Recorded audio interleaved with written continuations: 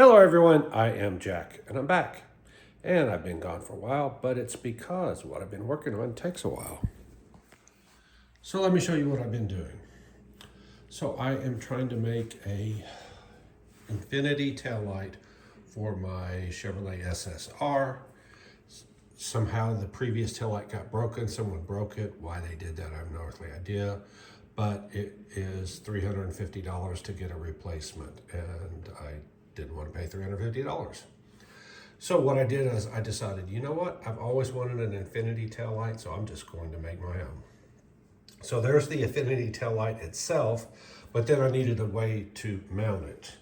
If you look at the factory taillight, it looks like that. Right, that's okay, except that there's no way to mount that infinity taillight in there.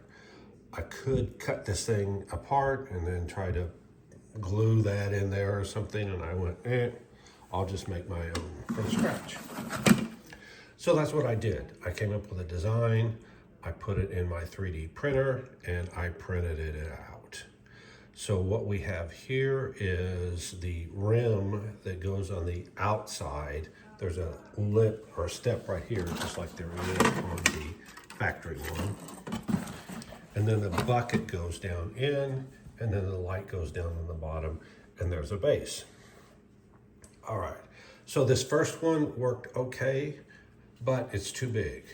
And if you look, then I remade it, scaled it down and remade it, made a smaller one.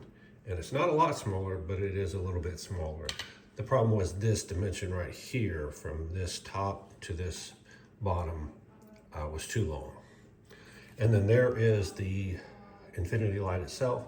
It has a chrome ring, but unfortunately, due to tolerances, I can't make the bucket big enough to fit with the chrome ring. The chrome ring just barely fits in the pocket on the truck, and that is not having any wall at all. It is a really tight fit.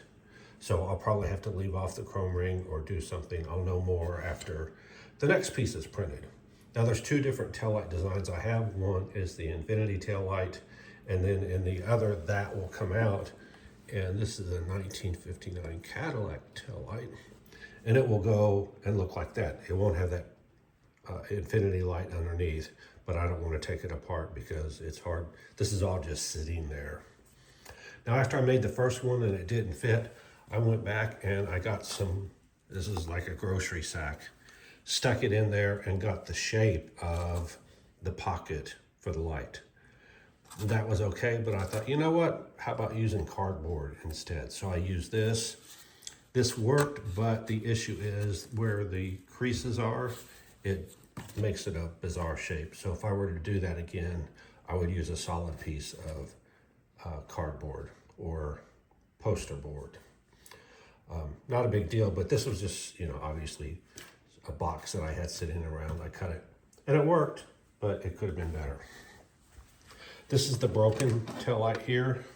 So you can see that they broke not only the light, but somehow they broke the back of the bucket. Otherwise, I could just use this, put the light in there and done something, but because this part is messed up, that wasn't an option. What I did was I gathered up all the pieces I could find in the parking lot, and I tried using super glue and it just would not stay. It glued my fingers together, but not the light. So I ended up putting tape on top of it. The advantage is I have what would be a lens if it wasn't missing pieces. Didn't do me any good, except for it allowed me to make a pattern. So what I did was I took this, actually took it and set it on top of here. And that way I got the dimensions. What I'm doing is I'm going to make a digital model of this. So that's what I did. This also allowed me to fold it and see that the original is not 100% symmetrical. It's close, but it's not 100% symmetrical. Same thing this way. See if I can fold this with one hand. There we go. There we go. And same thing. It's close to symmetrical, but not exact. But for what I'm doing, it's close enough. The reason I did that is because I will need a right and a left taillight. And so I needed to know, is it symmetrical enough to make one of these rims and then the two buckets or whatever. Still don't know yet, but I will find out. Now the issue with this bucket, now that I've shown you what it looks like assembled, is it wouldn't fit down in the pocket. So I ended up having to cut out pieces. There's braces inside there. So I cut out those pieces so that this would slide in so I could check. And then there is a base separately right here where I had to cut notches here and here for it to go in. This fits, but it's really, really tight. And again, this wall does not need to be that thick. So I redesigned it, and we'll go look at that right now. I did it with my Ender 3, which was I paid $100 for it like 3 years ago. It works okay. Actually, it's worked great. It's a little bit small for what I need. And so I'd quit using it for about 3 years, 2 years. And this was something that would still fit. Now what I did was I needed to print this in multiple pieces. The reason why is because this has that solid bottom right there. And if I printed it facing up, it would have had to have supports all the way to support this bottom section. By printing it this way, it didn't require any supports there. The same thing with the rim. If I had the rim on top of here, then it would have had to do supports all the way around there. Now in this one, I ended up adding a ring to it, and that would align the inner bucket and the rim. And that required supports. Now the idea is that I ideally would have wanted a fillet right here, and then it wouldn't have required those supports, but I could not figure out how to get a fillet on there. And the rim took 10 hours to print, and this took almost 20 hours to print. If you look, it took 1 day, 12 hours and 39 minutes and 59 seconds to print. So it took a while to print this. So what I do is I go off, I do a quick design, get it printing, and then I go off and make digital modifications because those take a while, instead of waiting until I get it digitally perfect and then trying to do it. All right, so this literally just finished it like 5:30 this morning. There we go, that came off, and this comes off. The other thing is I really hate dealing with taking supports off. Luckily, in this case, the supports are out of view. Let me go ahead and, there we go, that came off. So you can see that the supports come off easily. I'll show you real quick. It's hard to do with one hand, but you can see it's made to come off relatively easily. The problem is, there we go. Wow, this came off easier than normal. All right, so there we go. Here is my piece. A day and a half later, literally a day and a half. Okay. Now, I was not expecting this to be so clean where the supports come off. I'm pleasantly surprised, but that's why I avoided supports on the other one. I may change and go ahead and do the other one in one piece.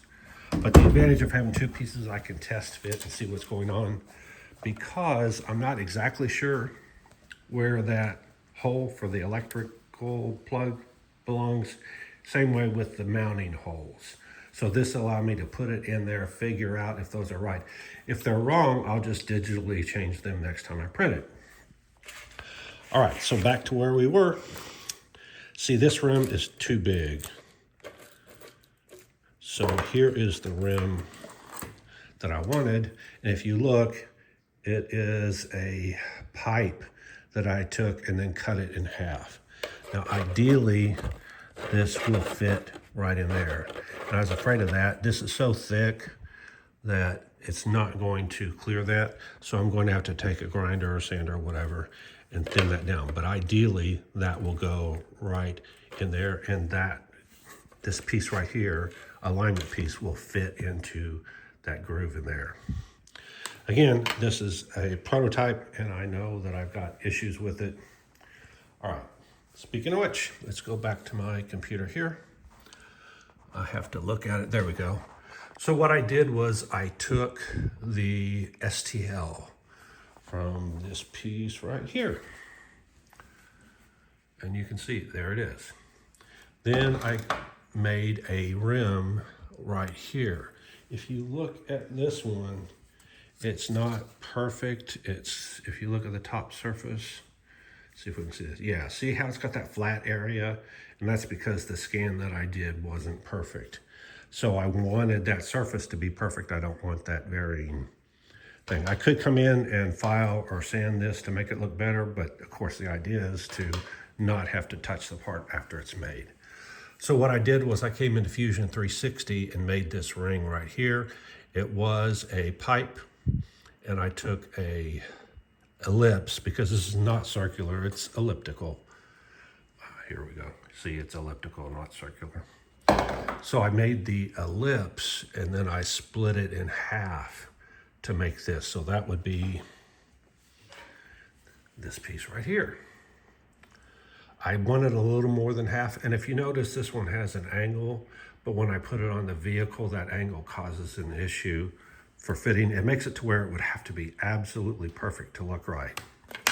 By having it curve in a little bit, in this case straight down, that makes it to where it doesn't have to be perfect to fit. The problem I have is this piece is supposed to fit on this shelf right here, and for the life of me, I cannot get that to work. I even tried eliminating this ring right here. Let's see, where is that? Let's see, bottom, top, alignment rim, there we are. All right, so now if we look at it, this thing could fit on top of there. But again, every time I try to align those two things, I can't get them to align. All right, so let's come over here, and I started over with just the rim and a sleeve that comes down. And the reason why is I want the inside edge of this rim to stick out a little more so it'll go down and sit on that pocket. So that's what I was doing on this one, was taking the rim and then adding this inside piece. Now obviously it's not going to be that tall, but it was easier. It's easier to make it too tall and then get rid of it later. Now, well, the next thing I need to do is I need to cut this at the right angle to match the angle of this.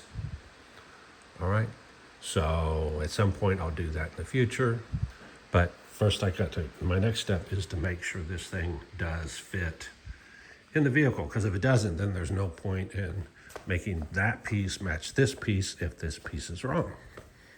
Now, unfortunately, it has turned cold and rainy, so I don't even know what it's going to be like outside, but my next step is to test fit. There we go. This piece. So let me go do that. Man, it's cold out here. I should get a coat, but I'm not going to because I don't plan on being out here long. Excuse the wind. I'm going to get a better microphone that is wind resistant. Now, I call this part the top right here because it's longer, but it's not really the top. It actually goes here. So if you look, this is what I'm talking about. So that clearance notch that I had to cut was because of this. If this wasn't there, if it was further in, that thing would have slid in. Same thing here, there's a piece right here. So that's why you see a notch. And then when I went to the opposite side, this piece right here needed to be moved because it's a mirror image. So the big test is, will this work? And the answer is, I bet it does. Look at that.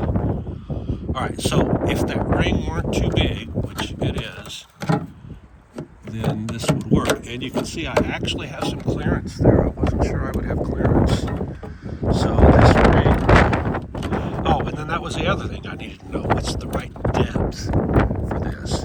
So this, and that also lets me know that, see, there's the opening for the factory, and the wires go right in the center of it. In my case, the wires aren't in the center, and it's cold. So I said, where do I put this so that it will work?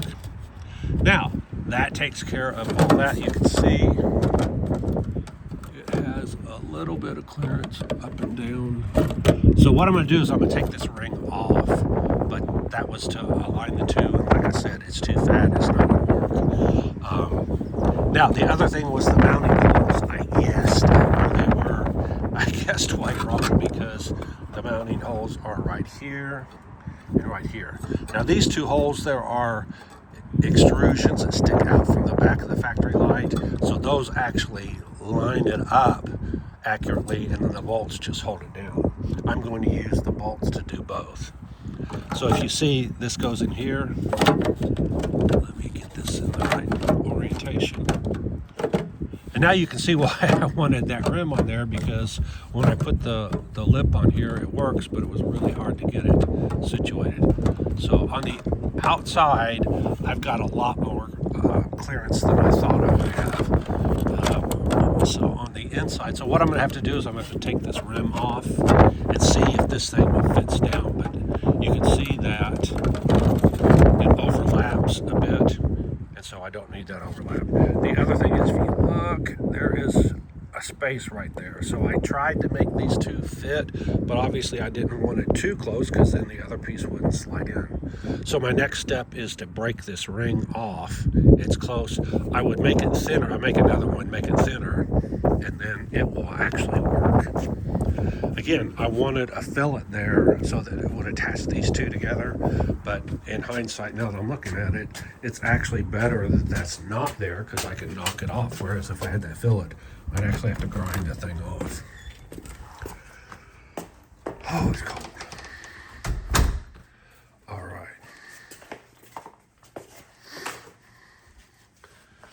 So what I'm going to do next is I am going to take this and I am going to break this ring off. I don't think it'll be that difficult to do because of, I think it's only actually connected in a couple of spots. And again, they are just flush with each other, so there shouldn't be much bonding them together. By the way, speaking of which, I did make tabs on this to align it, but they broke off. So I don't know what the deal is. I would have thought that they would have stayed on there, but all of them broke off, just test fitting. So you can see there's the difference between these two. And what I just discovered is I can actually have this thing taper outwards all the way around, and I'll know how much I can have it taper outwards once I break this ring off, stick it in there, and see how much clearance I have. I might not mess with that because it fits like it does, like it is.